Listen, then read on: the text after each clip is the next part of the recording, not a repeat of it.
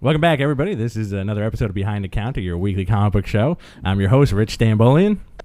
Yes. And the dog man has returned, Jonathan Adler.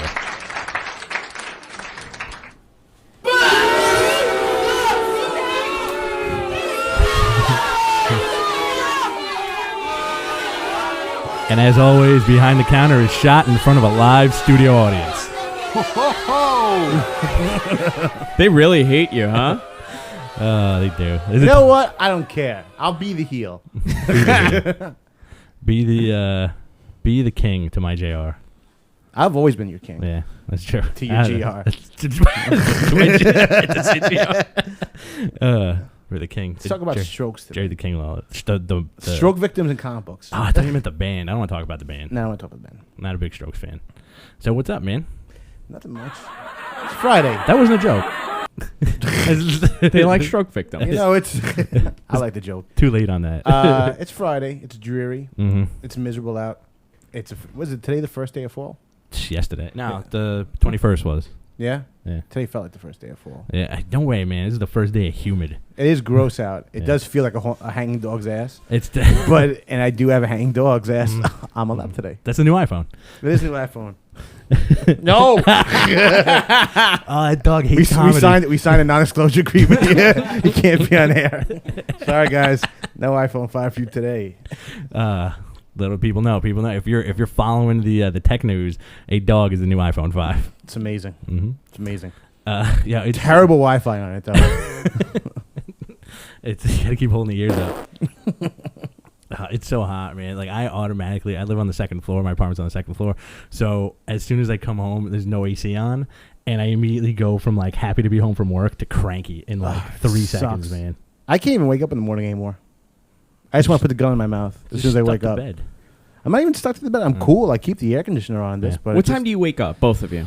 I wake up at about 7. I wake up around the same time that you do when you start doing your psychopathic Facebook posts. Did you see I'm that awake morning? at 6 o'clock in the morning. It's like, guess what? I'm at 6 o'clock in the morning too, and I'm not doing anything. It's productive. No, I got up this morning at like 5:30, and I'm like, I can't sleep. I'm like, I should just start working. I'm just like worrying if I'm gonna take the dog out or masturbate. That's kind of like the two in my line. Kind of the same thing. I thought the same thing. I think we all do.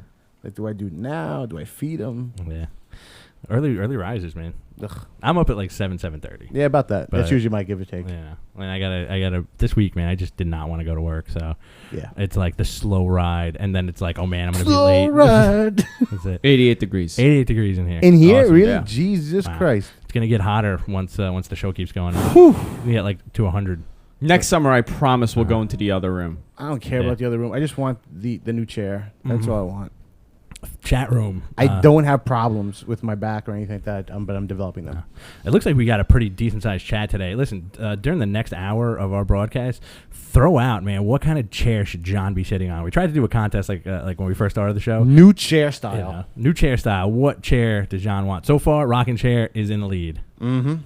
But I have an old lazy boy that's collecting dust. I'll bring it up here and before I chop it into pieces. It's beautiful. You know what I found the other day in my place? I found one of those beach chairs, one of those dope beach chairs that fold, that like you can put in a knapsack and it folds out, but you have like, it comes with like the ottoman. Know what I want? One of those. Yeah, that's not so bad. Know what I want to do? I want to do like an inflatable shark. Okay. I just want to just sit on like one of those things you put in, like has the handles on it and just sit on the inflatable shark the entire time here. Andrew, how about new chairs every week for both of us? Like Okay. 1 week toilet bowls. Weird thing about this is that they're actually just greenlit extreme musical chairs on television. Oh, really? Yep. What, ABC? Probably. No thanks. No thank you. Want to talk some comics? Let's talk some comics. All right. We're still trying to keep up with the DC. It's a lot. It's becoming cumbersome. I'm not gonna lie. Is. I'm reading a lot of books that I would have normally no interest in. I'm doing it mostly for the show. And I'm giving everyone a shot. I'm giving everyone a fair shot. No, it's out of love. I think I'm enjoying. It's a little bit of love, but I think we're also doing it because we do want to give everyone a fair shake. Yeah. Even though it's a book that we've never picked up before. Like I know you were never a big Birds of Prey fan. No, I always was, and you'll start reading that too. I got an email this week from a viewer. He's a new viewer. He discovered you guys on iTunes, and he said, New viewer. Awesome. One person. That's all we need. And he said that he actually really enjoys the show because you guys cover a lot of DC stuff. And a lot of other podcasts that cover comic books only do Marvel, and they're Marvel fanboys. And you guys are doing a fair assessment of both. You got to understand something, too, is like I'm born and bred. I'll always be a Marvel kid. I think everybody our age is. Rich is actually much more of a DC person. Yeah, I mean, I've always been split. Yeah. You know? But I think you grew up on more DC from what you've told me, unless you lied to me. No, you're right. I mean, like, I was never biased towards the company. So my brother read a lot of DC, and that's how I got into comics. So I started reading a lot of DC when I was younger. And then, as I started getting older, I'm like, Spider-Man, Marvel. I enjoy them. Mm-hmm. So what should we start with today? Do you want to just go right into Birds of Prey, since... Oh, why not? Yeah. Why not? You know what? The thing I want to mention, which I was talking to you outside about, is they're doing, 4 weeks of the New 52 number ones? Mm-hmm. I really wish that... It might carry over a little bit longer. Yeah. Yeah, you're right. Because we only got a few more. We only got one more week left, I guess. I think so. I'm not really sure, but I really wish that DC kind of hammered them out in like a 2-week span and made the books $1, because, like you said, you made a very good point, man. Like these are guys that you don't really care about, yeah, and you're still picking up like a $3 comic, which is and like I don't know how many people can be really drawn to a Resurrection Man or a Captain Atom book, right. For you just because it's a number one. Mm-hmm. But also, what's good is that you're also getting a lot of people who are DC centric now picking up Marvel books, because you have like Fear Itself going on now, and like, oh hey, it's Hawkeye making out with a big titted Spider Woman. Let's check this out too. Yeah, because I have a problem. Well, you know what? If you're that kind of comic fan and you love the boobage, go to DC. You're gonna get lots of tits. The DC, like, for some reason this week they were just like, well, let's exploit the women. Except for in Birds of Prey. Birds of Prey was kind of cool. It's for Dwayne Straczynski and Jesus Saez. He's awesome. I love Jesus. Fantastic art and Big Jesus. Great. I always like Dwayne Straczynski. I really enjoyed his run on Cable. Yeah. He's a creator who every time I read a new book from him, I feel he's always going up another level. I think he's really he's a tight writer. It's very tight. Yeah. So Birds of Prey #1 came out this week, and it's Birds of Prey has always been an all-female team from the DC universe, but shed a little light on it. I mean, I never read Birds of Prey, and I really liked the first issue. In the past, good. I'm glad you did. It's all me. Are you Dwayne Straczynski? I am Dwayne Straczynski. Surprised. You always had the staple of Huntress and Black Canary and the wheelchair-bound Barbara Gordon, who is now Batgirl. And it looks like she was never really part of the team, but I think she's coming in later on, like the 4th issue or so. Mm-hmm. But now we have Black Canary. Katana will be joining the team.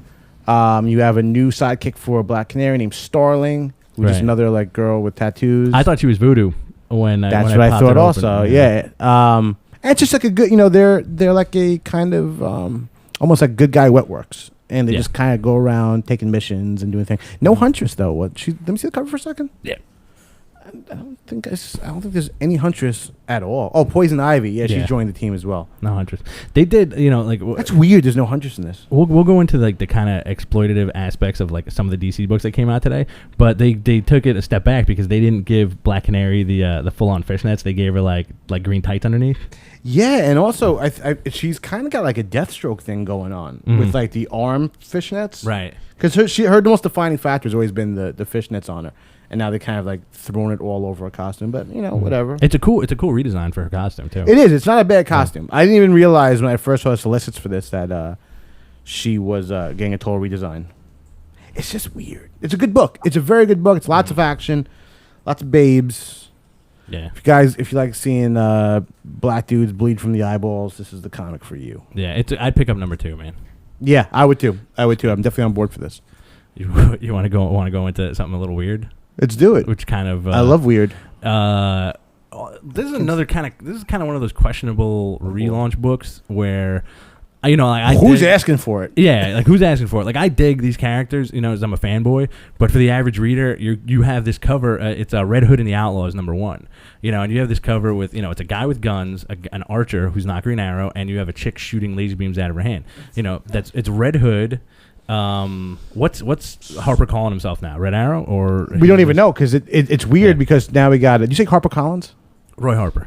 It's a publisher. Because Green Arrow is so young now in the relaunch that I don't really see how it can feasibly be his sidekick. But they mention he's a sidekick, and he's just kind of Roy at this point. Anything that he's not a one-armed junkie, I think they're happy about. Yeah, and you have they ran him to the shit before this all happened. Yeah, so that's a blessing. It's really cool, and I think you were saying before about how like the Teen Titans continuity in the new DC kind of bogs your mind a little bit, because you have your Justice League, and then I guess these guys are underneath the Justice League because they're supposed to be like the Outlaws / Outsiders, so they're like the younger guys, and then you have the even younger guys with Teen Titans. I didn't even look at the Outsiders connection. I guess that makes sense. I mean, no, I'm saying it does. It's right there. But I like the fact that you have a Bat family guy leading the team, and the Jason Todd character when he showed up in Hush, which was a cool reveal. They brought him back, and he's messing with Bruce Wayne. But then they did the thing where the popular villain becomes the popular anti-hero, and this is exactly what it's entrenched on. And before this, you had Jason Todd coming back, and then they did that weird storyline in Nightwing where he was the fake Dick Grayson. Remember that? Yeah, of course. So in this issue, it's him breaking Roy Harper out of like some kind of crazy prison, which is kind of neat. And then it's a pretty cool escape scene. And then it immediately goes into Starfire taking a bath and then boning let's call him Red Arrow. Red Arrow. For the sake of it. I'm sure they're gonna call him Arsenal. And that got a lot of flack on the internet too. Just because of how much of a whore she was. Right. And that she didn't remember any of the other people that she slept with. And she's always been a promiscuous character because she's an alien and she doesn't really connect the same way that humans do. But I don't know. The book kind of just was just like really, I don't know. It wasn't something that really would have me coming back for the second issue, if not just for morbid curiosity. Yeah, I mean, like I'll come back to it. It's for the same reason, pretty much. I kind of see where it's going, and it has a feel to it where they're doing the Outsiders thing, and it's a little bit. It was kind of reminiscent of the Losers too, not those Outsiders. Andrew just did the Scott Hall in front of me. It's weird. Second reference to Outsiders today. But I guess I'm back with it. My favorite Starfire was 52. In 52 when she that was good with Owlman. Yeah, that stuff was cool. Yeah. I mean, I've always liked Starfire. I think she's a cool character. I think the first thing I read with her was like George Perez, Marv Wolfman, Teen Titans. Right. And she was just like, she was a sex bot. She was like a living, breathing alien sex bot. But she was also like the when they rounded her out, they made her like the warrior queen. Yeah, she was an orange. Yeah. She was an orange Wonder Woman from space. Yeah, which is awesome. I'd watch that sci-fi movie on the Sci-Fi Channel. I wouldn't watch it. No, you wouldn't watch Orange Wonder Woman from space. If it was called that, I would watch it. The proof has to be written on the tin if I'm going to eat it. And there's another book that I don't think was exploitative at all. No, but it was a fantastic. You still got to see her half naked though. Yeah. Yes, you did. Wonder Woman #1 also came out this week from the team of Brian Azzarello and Cliff Chiang. The most reading Brian Azzarello talk about this book is like he's the biggest curmudgeon when it comes to talking about his books. Like, I never read Wonder Woman before. I guess. I was kind of pitching this as a joke, and what he really said from the get-go is he really didn't want to know a lot about the stuff before because we've heard the Wonder Woman story tweaked over and over again, and he just basically wanted to do Wonder Woman in the theme of horror. Yeah. And you get that in this. I think he knocked it out of the park with this, man. It was great. Perfect combination of writing and art, man. Cliff Chiang stepped up his game a lot with this book, and you see some really cool stuff because it doesn't go into the straight kind of relaunch. Like this could have been a story told years ago. Absolutely, yeah. And you have Wonder Woman showing up, and she's trying to protect this young girl who's pregnant with was it Zeus's daughter or Zeus's kid? Zeus's baby. Zeus's baby, because Zeus loves the woman. Well, he's a schemer. Yeah. I think what they're doing with this is, they're kind of like you have these god characters. They should be on the same par with like a superhero. Right. So like Hermes was a weird looking creep, with like chicken legs and like he was just and like we were kind of Apollo. He looked awesome. Yeah. They're kind of like scaling back on these just being like big deities in the sky. They're just like screwing and lying and doing like weird bad stuff to human beings. Yeah, and there's just like some really cool visuals in the book too. Like when Cliff is awesome. Yeah, man. Like when the book starts out with somebody going into a stable, and she cuts the heads off 2 horses, and you're kind of like, So what's going on? awesome. And then all of a sudden, like these hands comes out of like the severed necks of the horses, and they become centaurs, and they're So like awesome. assassin centaurs. And it looks like that's probably, I think, Hera showing up or something like that. It's gotta Awesome. be. They're always out to get Princess Diana too. Yeah, it was good because they don't waste any time. It's just like, here's a straight up Wonder Woman story that really hasn't been touched on before. I loved it. Yeah, definitely back for number 2. Really excellent way to go about a relaunch. I wish all the books were that good. You know. Yeah, it's a breath of fresh air, especially if you're reading a lot of books where you're kind of bogged down by where we are and everything. And like at this point, you either know about Wonder Woman or you don't know about Wonder Woman. You don't need to know a damn thing about her to enjoy this. All you have to know is basically, it's Wonder Woman. Yeah. And she's tough. I always enjoyed that aspect of the character. When they get it right with her, they do such a bang up job because the essence of the character is she's the warrior woman trying to protect humanity. When they throw other stuff her way, a lot of it is very hit and miss. Yeah, and you don't need to keep on going back to the well and talk about where she came from. I mean, you can get down to that later on, but who cares? I mean, just go forward. Just tell an awesome storyline. Yeah. So this is hopefully they'll stay on the book for a while at least. Yeah, they're talking about a year, I think. Oh, beautiful. That's what I want to hear. That's a while. Yeah. Good 12 issues, run. man. Yeah. And plus, since everybody's running that tight ship now, they better. It's going to be 1 issue per month. Well, this team did our favorite thing that came out in years, Dr. 13. Dr. 13, yeah. And that was a real I think that showed you can Azzarello, who's known for doing like these crime books like 100 Bullets, really doing like an off the wall crazy sci-fi mystical in jokes, breaking the fourth wall, crazy story. Yeah, absolutely. That was fantastic. Like the one thing that he did for DC, which was like kind of a letdown to me, was the that Superman thing that he did with Jim Lee. Oh, that was nasty. I didn't like that either. It was just like, and they moved the Fortress of Solitude. If you didn't read it out there, like this is it in a nutshell. Fortress of Solitude gets moved to South America. And I forgot about those shit. He fights a guy named Equus, and then Zod shows up. Stupid. And they had that weird Commissioner Gordon dude that showed up for a while, like Ord. Yeah. Whatever his name was. Stupid. Yeah, not too big on it. This is another book where the next book coming up we're going to talk about is Dead Man _1. This is another book. DC Comics presents #1. DC Comics. Oh yeah, sorry. DC Comics presents. Dead Man does not have his own book. #1. They're just kind of like, because I think they did this just in case it didn't work out, and then we could just shuffle another character in here. I would have enjoyed it. I like the Dead Man book, but then if you kept the Dead Man book going on, you have like kind of like a weird. If I'm a fan and I didn't know anything is going on, and I see Resurrection Man next to Dead Man, I'm like, where's this going? Yeah, you know what it is? Dead Man. I love the character. I think they did a good job of him in Brightest Day and like Blackest Night. Yeah, but I see the limitations of a character like this because it's not a guy who is incredibly powerful. It's really usually slice of life stories, and they definitely are going that route. Right. But it's cool. It's a good solid issue. I think they took the a nice little bit of what was touched on in 52, not in 50, in Brightest Day, where he was like, he's out for redemption, and then he kind of got brought back to life because he was like, listen, I can live my life again. I did it. And they expand on that a little bit where, you get more insight into the Dead Man character where funny thing too is we were talking about this last week about how the throwaway for comics is people being chased by heaven and hell. And in this one, Rama shows up and is like, listen, God. if you want Nirvana, you're going to have to redeem yourself and get to the other side of like the balance. It was cool too, is all the little bits like how he says like, now he's actually going and helping people who are really like on their bottom rung of their life. Right. Like he goes into a soldier who had his legs blown off. But then you have like how he enjoyed like, oh, I went to this guy who was like a spy and like all these like really, really interesting lives. So now he's going for the more mundane. And it's a good book. It's a solid book. It's really cool. I mean, like it culminates with it culminates with him getting into the soldier and calling for Rama because she never comes to him, and he's like, listen, I've done a lot of stuff here, and he puts my ass off. He puts the soldier's gun to his own brain, and he's like, let's talk. He actually puts it to his brain. Yeah, right in his brain. Fucking brain. What do you think of this? Did you think this was like an exploitive book or no? No. There wasn't anything to it. I mean, in terms of like sex or anything like that. Yeah. I thought Supergirl was good. I think it was a solid book. Supergirl #1, Michael Green, Mike Johnson, Mahmoud Asrar, and Dan Green. There's a lot of creators on this book. What I'm looking forward to with this book is because they're kind of really separate her from the pack and almost make her as a bigot.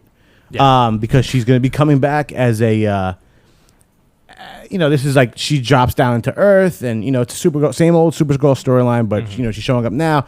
But I think she's gonna be more like of pro Krypton and like I'm an alien. Right. Screw you guys. I probably should be ruling you guys. Kind of touching on what they did with her in the new Krypton storyline. Yeah, which they should carry over because that stuff is great. If I like the idea of a bigoted Supergirl. Yeah, who's just pro Krypton and hey, my planet got blown up. What about you, buddy? Yeah. Well, I'm Superman, and I also got my world blown up. And I got crazy ass. He's a mean dude. It seems like everything they're writing him as is this in the New 52 is he's a very very kind of like cut and dry. Like I'm gonna blast you with my fucking items. Yeah. Well, he shows up. She's getting chased down by she essentially gets dropped down to Earth. She doesn't speak English, and they're talking to her in English, and she's trying to communicate with them, and she's like, "Why are you attacking me?" And then she goes crazy. Superman shows up, talks to her in Kryptonian, and is like, "Listen, who are you? Calm down. Stop. I'm your cousin. I'm your cousin." Screw a little bit.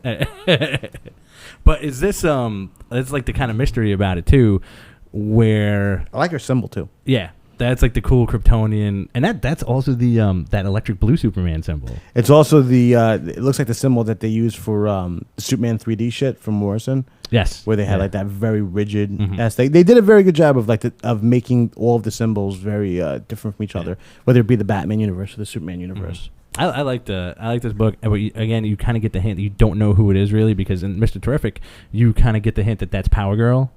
But I think it's totally her name. I'm back to that after you told me about it. I didn't pick up on the first time. His girlfriend being possibly Power Girl, right? And her name is Karen Starr. She has to be. And then you had because there was like a weird DC continuity thing where she was the original Supergirl, and then there was like the other Kara Zor-El. But we still have the opportunity to do Earth 2. Right. Like they are talking about doing a JSA book down the line and have them exist in Earth 2. But I just like it feels weird that if that's the case, there was never like World War II characters, right? Yeah. In like the regular universe, like the first times we're seeing superheroes are within this era. It's a little weird because I like my Golden Age characters. Yeah, man. What they did with JSA years ago after Zero Hour, where they kind of just wrote them off as being young again, I really enjoyed. Because we didn't really grow up with those guys. No, and they brought them back to the forefront, and you had cool Golden Age Flash with the bucket helmet, the Mercury helmet, Green Lantern. The very first JSA books I read was the Golden Age. From James Robinson, and that was like sold me on like because they're so like kind of the flat kind of looking costumes, and like that's the thing that I'm kind of worried about with DC is that we're kind of getting away from the nostalgia factor, right? And that's kind of been where Marvel steeped in kind of like this like it's our world. DC always had that kind of fantasy element where you had this like it felt like you're reading a comic book, and these are characters that would never exist in your regular universe. And I feel like they're kind of getting away from that. And you had the legacies too, which I always dug, especially in JSA, because that's a big keystone that I always enjoyed about JSAs, because you never knew who was going to be on the team. Yeah, and they always had like a weird relationship with the person who was on the original JSA. Yeah, like all the Adams, Johnny Thunder, Wildcat and Wildcat's son. And Jesse Quick. There's Dr. Midnight. There's like a lot of cool Sandman. on there. Yeah, Sandman. Sandman was by far I think all of our favorites. Yeah, my favorite. I always liked it when they gave him the towards the end where they gave him the rock powers, but he also had the Golden Age mask. Yeah, which is real cool. Yeah, the last design on him was really awesome. It was kind of a blending of the two, of like when he was Sandy and when he was Sandy. It's the worst. Sandy the sidekick.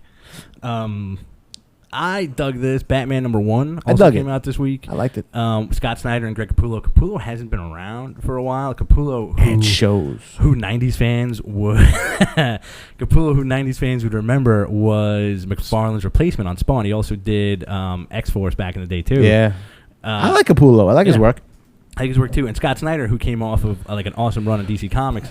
I'm glad they moved into the flagship Batman book. Yeah, it's the only thing that I kind of I hate to say it is what bothers me about the book is that the Detective Comics, when he was writing it, had such a distinctive look to it. With the artists they chose, they went for the guy I can never Francesco Francavilla. Yeah, and a couple of other guys, and they were just beautiful artists, and they kind of went on. I just feel like the art doesn't really match the overall darkness that's in the story, but it is kind of lighter too. It does have a lighter feel than Detective. It's not as heavy. It's definitely not as heavy as Detective. I'm gonna go counterpoint on the art because Capullo, I think from doing Spawn for so many years, he draws a gross alleyway. He does do reverse alleyway. He does. I'll give him that. Another thing that really doesn't have to do with anything for me is that, they always, one of the cool things that they do whenever they relaunch Batman or have like a new story arc is they'll show new Bat vehicles and like a new Bat cave. And I'm looking at it's a beautiful spread of the Bat cave and all the cars are lined up and all this crap is hanging from the ceiling. What I want to know is how does he get all that crap up there?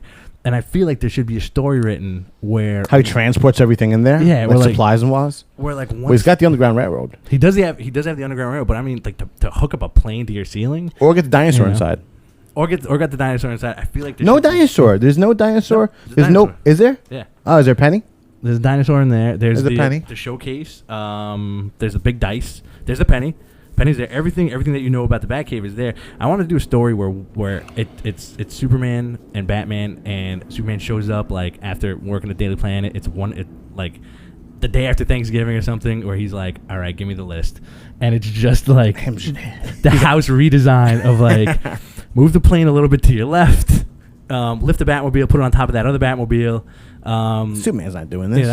He's gonna like it's like the day that he beats up like Killer Croc and Clayface, and then he like puts collars on them and says like, "Yo, you gotta get to work." Listen, build it up. I'll pay you a little bit. And that's another thing. They made them all very young. Yeah.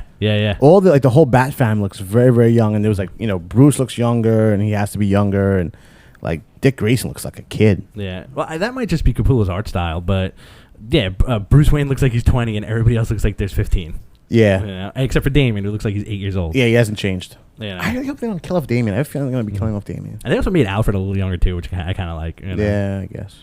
Some guys have a habit of drawing him, like, super old. I like the old... I like that type of Alfred. I like how Alfred looked in like, Dark Knight Returns.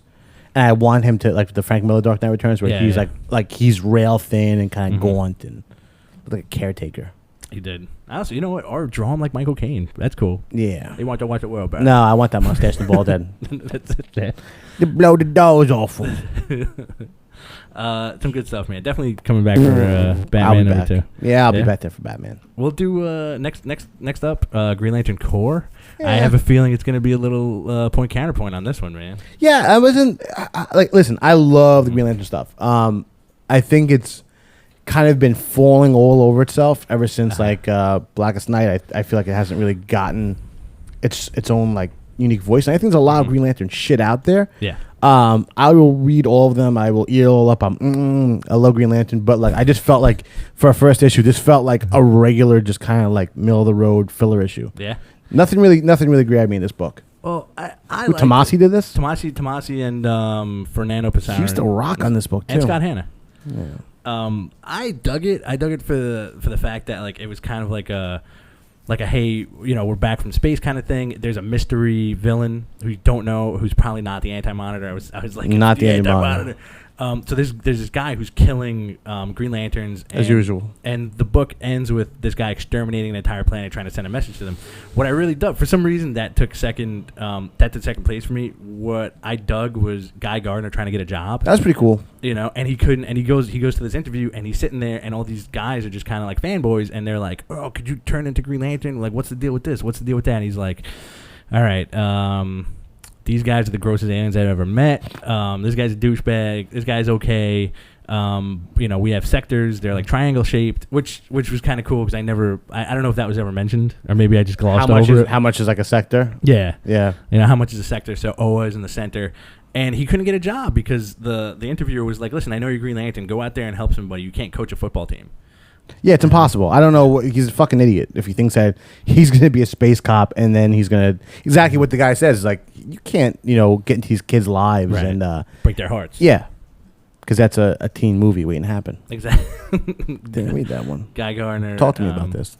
Captain Adam number 1 also came out this week by J.T. Kroll. I know you're not a big fan of his. Oh, I think guy's leaving Green Arrow. And didn't he get fired? Well, he said he's leaving Green Arrow, but Keith Giffen's picking up, so that's cool. Booyah. Make him old. You can always trust Keith Giffen with any DC character. Usually. Lobo. So Captain Adam number 1 came out. Captain Adam was like, I've always liked Captain Adam, but I think the best thing that ever happened to Captain Adam was him getting split open in Kingdom Come. Yeah. I think it's a hard character to write.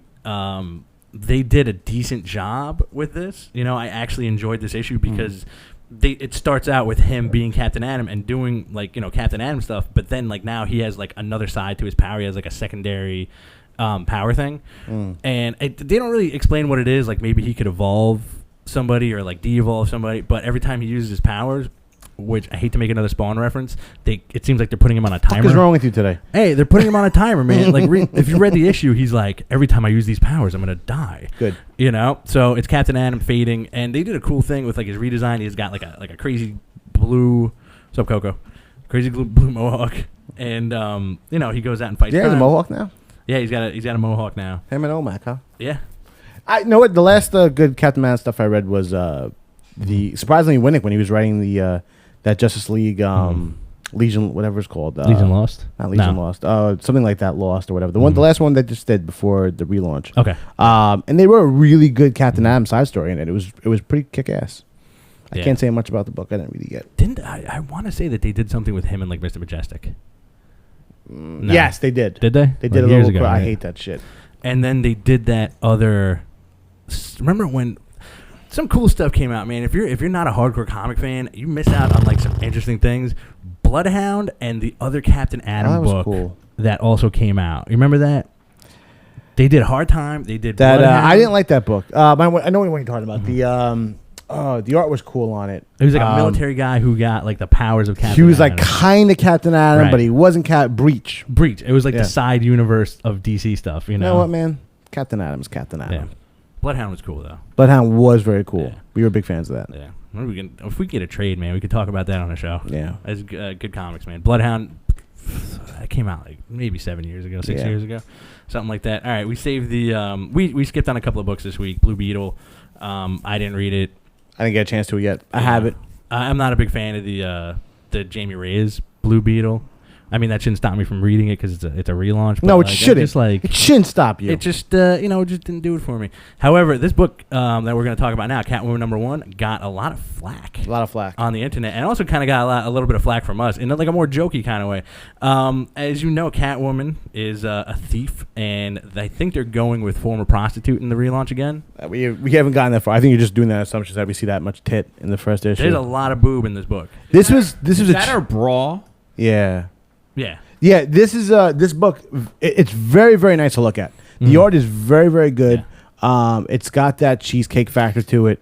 But it's just this book was really ripped up by a lot of people because at the end of the story, she basically bangs Batman. Right. And they pretty much show as much as they humanly can without showing back dick. It's penetration. Yeah. You can think a lot of things about this book because there's a lot of interesting things going on, but at the same time, you don't know what's going on. Well, her getting blown up and she's talking to this chick and she doesn't know what's happening. The one panel that I really enjoyed was when she sees like this Russian mobster in. And she got her tits hanging out? And right before that. Yeah, exactly. But she sees this Russian mobster. She's posing as a bartender. Trying to infiltrate like some murderers and doing like the anti-hero thing, and she sees this guy who recognizes him, and then it cuts to like this black and white scene of her. It seems like it's her watching a girl getting beat up and then her brains blown out like right in front of her. No, I forgot about that. You know, so she seduces this guy and then like claws him up in the bathroom, and then she bounces. She takes on like a bunch of the Russian mob because apparently Catwoman speaks Russian. I think this is the first time that they really went into that. Who knows? That she's like multilingual or whatever. But she goes back to her penthouse apartment. And Batman's there, and he's like, "Hey, you okay?" And then they bone. And then that's it. And then she's like, "He tastes like metal because of." And there's another thing that I guess it's interesting, maybe not, but it's like he rubs some kind of metal shit on his face to keep his face protected. Yeah, and she likes it. And she likes it. And then it's him saying no, and then yes. But this was like the most talked about thing this week. Like you had a great Wonder Woman issue, and then you had this thing just because of like. Because we shouldn't see it or whatever. Like, you know what? It was just, it's kind of tasteless. I wasn't outraged by it, but just like, I don't know. There was a weird outrage by it, about it from like the fans. Yeah. If you want to read a great article, Laura wrote one on comicsalliance.com. She's threatening to quit comics because of between this and Red Hood's book. To quit buying comics. Yeah. And it's a very, very good, thought-provoking article. I agree with a lot of what she's saying. Right. But just like, you know what? Don't buy it. Well, you know what? You don't have don't buy it exactly. You don't have that with Marvel either. Because all the Marvel female characters They've already been exploited. They've already been exploited, and they're all powerhouses. They're Yeah. all, like every single Marvel woman, maybe like here and there. There's not the few Aunt May. Like she'll get beat up, but most of the Marvel chicks are these ass kickers. Yeah. And If you're a human being in Marvel, if you're a Hawkeye, you're kicking ass. You're even if you're a Black Cat, you're getting the shit kicked out of you by Sabretooth, you're still gonna be all right. Yeah, and that I'm going to use that to go into this also because you have another interesting book in the X-Men universe where you have strong young female characters. Strong young. From Generation Hope, which also ties into this might be my pick of the week. This was a cool ass book. X-Men Schism. It's a miniseries. X-Men Schism Such a issue dirty 4 out of word. 5. Schism is such a freaking filthy word. I always think of Bill Cosby when I hear Schism. I just hear jism. Yeah, I think Schism's Schism. Schism. Casbo. So to bring you up to speed, this issue may have been a little bit late. I'm not really sure. No, it's actually on time. Yeah. This is timely. They've been pretty rocking it between Fear Itself and this coming out on time. It felt like it was maybe like 1 or 2 weeks late for me. I guess I like I'm that wrong. every issue has a different art team. Yeah.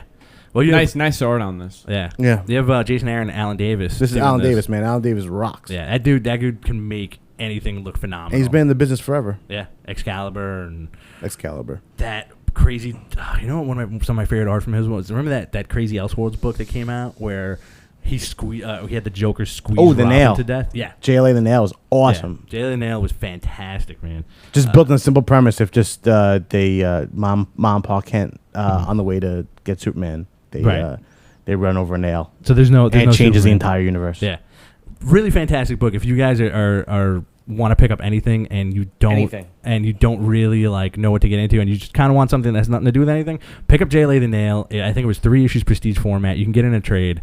You won't be disappointed, man. There's a sequel too, which is also very good. Yeah? Yeah. I think I read the sequel. It was good. I may have. But X-Men Schism, man, phenomenal book. Go for it. We have a lot of things going on. We're leading up to this big conflict between Wolverine and Cyclops becoming the kind of the respective Magneto and Professor X, splitting the X-Men family into two. They've been living on the island of Utopia for quite some time now, trying to do whatever they can for the mutant population. The last issue had one of the Generation Hope characters, which is a brand new mutant team, newly christened mutants with powers behind Hope. One of them had to kill a ton of people. And she's a little girl. She's 14 years old. Mm-hmm. Wolverine's furious about it. Cyclops just has to, just trying to get through the day. You also have this awesome Sentinel that's like this self-growing robotic Sentinel coming to destroy Utopia. So Wolverine says, I don't want these kids fighting anymore. I'm tired of this being on our conscience. We're bad people. I'm going to blow up the island. And so great. So they start evacuating the island, and Cyclops really wants to stand his ground and fight and can protect this piece of ground. And they just start throwing these awesome Jean Grey knocks at each other. And while this thing is coming at them, the Sentinel, and about to blast all them, they're beating the holy shit out of each other. And in the next issue, it's just going to carry over to the next issue, where I think the entire next issue is going to be all straight up Wolverine versus Cyclops in a straight up brawl. Fighting on a Sentinel. It's cool, dude. It's a good book. And that's a really big plus for them getting Alan Davis on this book because, he's up there with Kevin Maguire as far as facial expressions go. Yeah, man. And when they go back and forth with, Wolverine goes to his room, grabs something, goes out and says, hey, look, everybody get off the island. I'm going to blow this place apart. You can leave if you want, Cyclops. And he's like, what are you doing? And they get into like a little tiff. And then he says, she never loved you, right? Talking about Jean Grey. The line was like, she didn't love you because she was afraid of you. Right. And then Wolverine retorts back. He's like, well, if she was here now, who would I think she'd be more afraid of you? Yeah. Who do you think she'd be more frightened of? But it's if you can get a shot of this, it's a beautiful like 4-panel thing. And you have like the two stone faces, and then there's that one shot of Wolverine with like emotion on his face. Yeah, man, it kicked ass. It's just like you've seen Cyclops Wolverine fights before. Yeah. Not saying this is anything far from different from that, but it just feels like it has a bit more resonance. We've had, there's a lot of weight behind all of this. Right. It's good X-Men stuff. It really is, and it's cool X-Men Sentinel stuff. Yeah. Whenever they do something like different with Sentinels and they kind of redefine what makes a Sentinel, it's always kind of fun and cool as long as it's done right. And this is definitely one of those cases where it feels like a viable threat. Yeah, absolutely. You know, and you know, you don't know what's going to happen in Utopia. The thing I was talking about outside, they're not lasers. You know, Cyclops doesn't shoot lasers out of his eyes. This is going to sound super nerdy, but they're concussive force blast. So it's essentially him just like with like a red punch or whatever. You know, and there's a really cool moment where you know Wolverine. I dug it. Like Wolverine knocks him down, and he's face down on the ground in front of him. And shoots a beam behind him, and it hits Wolverine like in the face. Yeah, it's kind of cool, and it shows like Wolverine claws going through like the beams and everything. Really fantastic. Dude, it rocked. Yeah, it really did, man. This might be my. I think that was my favorite book. Yeah, some more X-Men stuff came out. Did you read this? I did. Yeah, Ultimate Comics X-Men #1 came out. Yeah, pretty good. Dug it. Does it have to do with Fallout? It does, because it will. It feels like it's good. Well, what I understand is that between this and Ultimate Hawkeye, that's going to be at the real crux of the surprisingly Hawkeye of all people with this the mutant agenda in the Ultimate Universe, because I think they're kind of alluding to the fact that Hawkeye may be a mutant also. Right, and to bring everybody up to speed, you know, the mutants were created by the government. That's the big reveal, you know. So which makes you kind of look at like what really is a mutant in terms of, you know, this universe. The Ultimate Universe. And they mentioned in this book that Wolverine was actually the patient zero of the mutants. Yeah, he was in the, I think it was like Ultimate Origin. They first started that out. Right. Like in the Weapon X project, he was the start of the Wolverines. The Wolverine project. Well, there's a lot of Wolverines in this universe. There is. And he's dead. And he's dead, so it's his son. And, you know, I dig the costume that they gave him. And they're working for the government. Right. Or at least half of them are. With the Hulk. And the Hulk's on the team. Mm-hmm. And they've got the black kid with wings. They've got Jean Grey with black hair calling herself Karen Grant. Mm-hmm. You've got the really cool dynamic between Johnny Storm is on the team. And Iceman, Kitty Pryde, and they're living in the Morlock tunnels. Yeah. They haven't really like regrouped with the rest of them yet. It's cool, and I love Kitty Pryde's costume. Yeah, absolutely. She has like that crazy red, like shroudy. That's what's cool about it. So you have all this, like, it does feel like there's more of a cohesive unit that's going on with, like, between all the books, because you do have like Kitty Pryde, who was in both the X-Men universe and Spider-Man universe, which was really never there before. Right. Johnny Storm being on an X-Men team because there's no Fantastic Four and this is his friends, which it was just awesome. It's like a really cool kind of dynamic they've created, and they gladly brought it over to this world. It's a good this book. It's a good narrative too, because the end is Kitty Pryde going, and this is how I become the most hated terrorist in the world. Which I'd love to see. Yeah. I want to see where they go with that. Yeah, pick it up, man. X-Men Ultimate Comics X-Men #1. So many #1s. I can't believe how many #1s, man. Like many #1. Apart from the DC relaunch too, like I don't know if it's much of a gripe, but there's so many #1s that have come out and doing like kind of like you were saying, like soft relaunches of comics in the past 10 years, 5 or 10 years, where like it's #1 this and this so guy's done much. with this. That's what I was saying to you before, like especially with DC. They've spent more time talking about their own continuity or restoring the continuity over the last few years since I've been reading comics. And I can't believe it. Like Marvel's really never had to go back and rebuild. I don't say there's a feather in the cap or whatever, but they've spent so much time doing this stuff. It's like how we spent so much time talking about Captain Atom. But you know, like you have, I completely nerded out a few years ago when they took all the relaunch books and brought them back to the original numbering. Yeah, which I'm sure they're gonna do down the line, because there's no way they're gonna, like, Action Comics and Detective Comics being the biggest, longest running books out there. They have to go back to the original numbering. 1,000, man. Action Comics is almost at 1,000. Yeah, never happened before. This book, man, Daredevil #4. And we just had Daredevil last week. Yeah, Daredevil #4 came out this week, and it's still written by Mark Waid. Paulo Rivera left the book, but amazing replacement for him, Marcus Martin, man. Who was he was always slated to do it. I just think that he needs some extra time. Yeah. Well, both their art's fantastic. This book kind of carries on a little bit with the more lighthearted side of Daredevil, and there's a lot of cool litigation stuff. Yeah, now he can't represent himself anymore, represent clients anymore, because everyone knows that he's Daredevil, or think he's Daredevil. So it always gets brought up and kind of ruins the courtroom experience. So now he's training people to represent themselves, which is cool. It's a cool book. Which is, what's weird about this book? I loved it. I'm a huge Marcus Martin fan, but I feel like Paulo Rivera was doing a better job the last few issues. Yeah, I think it was maybe because it was so much in your face, the claw stuff. It was in your face with the claw stuff, and plus, Marcus Martin is a great artist, but Paulo Rivera he really thought outside the box with the way Daredevil's portrayed visually, you know, to like us, because it's not contained in his head. And usually, and like back in the day, you would always see whenever Daredevil did the Echo thing, it would be black and white, like negative outlines of everything. Right. You know, and what Paul Revere did was he made it like he made it kind of like a soundboard, where it was just everything had like a bunch of lines. It's really hard to describe. Very cool. Yeah, up, you know? if you just pick up the book, just shut up and pick up the book. If you're not reading Daredevil, you're not our friends or family anymore. And plus, Marvel is doing a really good job of doing second prints on a lot of stuff, you know. And I think that's not even for collectors, man. That's for the fans, because these books, Marvel books, get sold out immediately. Yeah, they go quick. You know, and they have to go into second and third printings, and they usually come out right when the next issue would come out, which is great, you know. And if you're a passing fan, you will get the Daredevil #1. Collectability in comics has really gone down the hill, so you know, just read them. They're great. Plus, you have so many opportunities. Like you can walk. Like, I didn't even know about this. You can walk into Starbucks now, use their free Wi-Fi, and access like tens of thousands of free Marvel comics on their website. So there's always a way to you pick up a comic. Yeah. If you can't get in your local retailer, try another retailer. If you can't do that, download it. Yeah, you have every smartphone has comics apps. Your iPad, your computer, everything. Do it. Read your comic books. No excuses. Another awesome book that's a #3, which was not really a relaunch, but you know, Captain America #3, man. Loved it. Yeah, fantastic book. Fighting gigantic Ameridroid, which is just a giant Captain America robot. Nothing more to it. Who's a Nazi scientist. Yep. And very cool book. A really cool, really science fiction-y Captain America story from Ed Brubaker and Steve McNiven. Don't know where they're going with this one. No, not at all, man. He's you know why? Because it's the curveball that you've been waiting for as a Cap fan. Because in the 90s, you had tons of wacky Cap stories. I know one of your favorites is when Cap had to snort all the cocaine.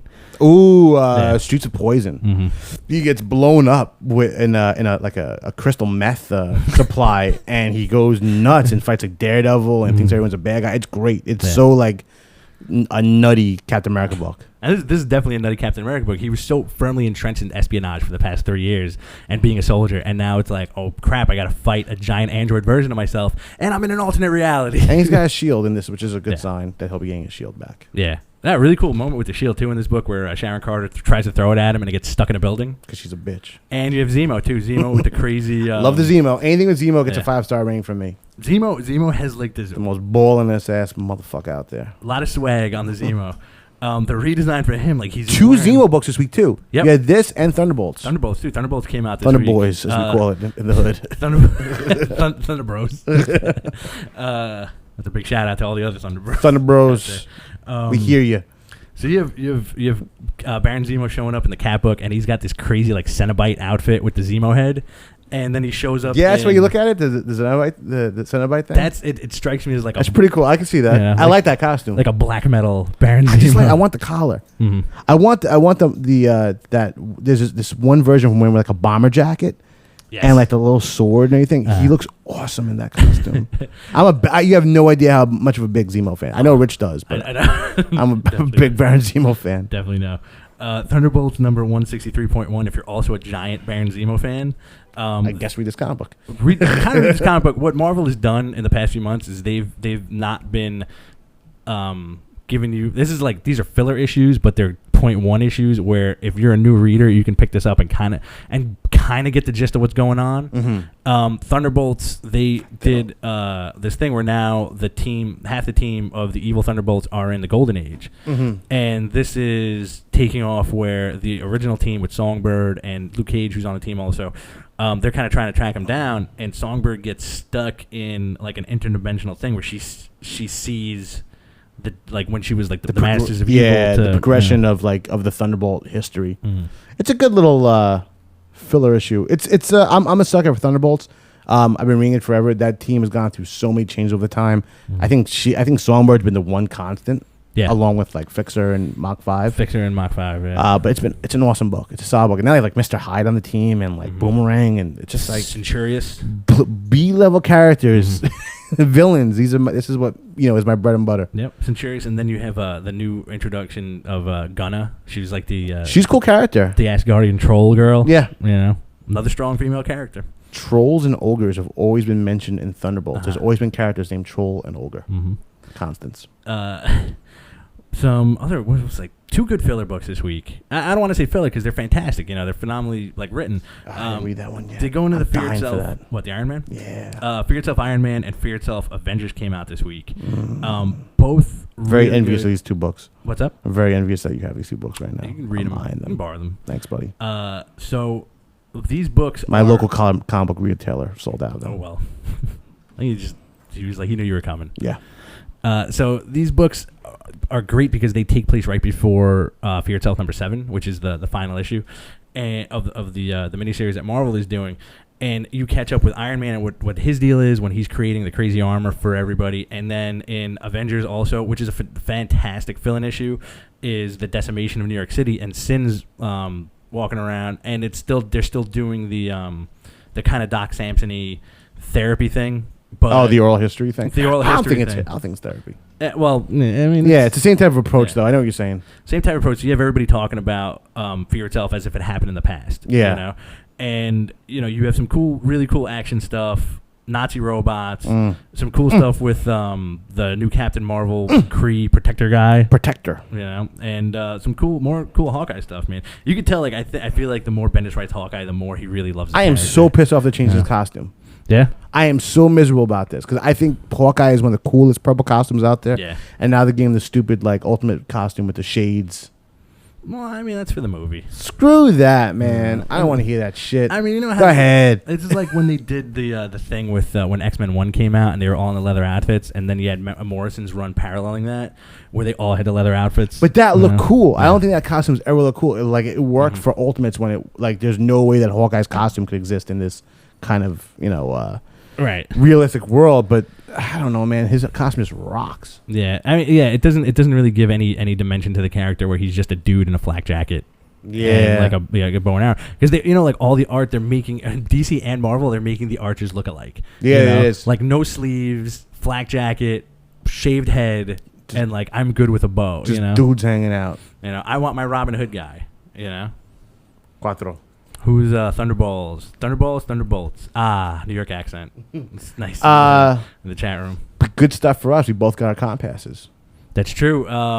If you are registered for your comic book convention passes for New York Comic Con, they have shipped them out this week. So if you don't got them, you got a problem, son. Yeah, I got mine the other day. Jonathan got his. We're definitely going to be at the con. It's 3-4 weeks away. Can't wait, man. Is it really? I think it's less than that. Yeah. It's like the 15th, right? 13th, 14th, 15th. It's right around the 16th. corner, man. It's 4 days. And it's funny because I tell a bunch of people like, "Oh, are you going to the con this year?" I'm like, "Yeah, cool." It's like, how many days is it? Like 2 days, right? I'm like, no, it's 4 days. 4 days. I didn't realize it was 4 days. I just thought it was the 3. It's 4 massive days this year. I'm gonna have a panic attack during this thing. I think so. We're definitely gonna get, for viewers out there, we're definitely gonna get some cool interviews, maybe hopefully some behind the scenes stuff. But it might just be me taking pictures with weirdos and bringing in my photo reel the next week and being like, that guy's dressed like Ant-Man and his wiener's hanging out. Whatever it is, it's gonna be amazing content. That will be the best stuff we have. Coco like that. Yeah, I think whatever we do at Comic Con is gonna be gold for this show. Yeah, absolutely, man. Visit us. Talk about us. Mm-hmm. If you want us to do certain things, request it in the chat room or email us or Twitter us or whatever it takes to get in touch with us. Do it. We'll turn you down, and if it's We will turn you down. We'll turn you. We'll disappoint you. Suggest things to us, and you'll be in for disappointment. We guarantee it. Not so much. Yeah. Not so much. Like, hey, could you give that guy? No. I don't talk to Cy Spurrier. No. Did you guys meet Peter Mayhew? No, I didn't meet Peter Mayhew again. I met Peter Mayhew in the stalls of the urinals at the last Comic Con, and that's what I want to say about that. But he's a giant, man. And like, what's funny is he would always do the New York shows at the Penn Plaza Pavilion, and like sitting down, that guy is about my height. Yeah, dude, that dude's big. He's a gigantic. Rich is a big man. dude, and that guy is a lot larger. Yeah, he's humongous, man. He looks like he's very sick, and he's still living on Chewbacca power. Like, he hasn't done anything else. No. But you're Chewbacca, you don't have to do anything. You can retire after that. He doesn't even do the voice. Somebody wants a Stan Lee impression. Who wants a Stanley impression? Somebody I don't want a Stanley in the impression. chat. They're like Stanley impression. Excelsior. Ah, there you go. All right, GFQ viewer 79. Shumbabaskik. I don't know what that was. He's reading from the Book of the Dead on that one. I have my own Necrocomonicon. But yeah, come check us out at the con. I'm gonna tornado, break a sandwich, wrap it up. Andrew, weird hand signals. They're getting weirder and weirder as we go through the years. I think he's got palsy. Next week, can you get like a roll of Mentos? Just do the you know that little like metal crackers. Like, oh, you got one? Oh, what's going on? Awesome. All right, everybody, that about wraps it up for this week. I am Rich Stambolian. I'm Jonathan Adler. And this has been Behind the Counter. Thank you. Thank you so much. Good night.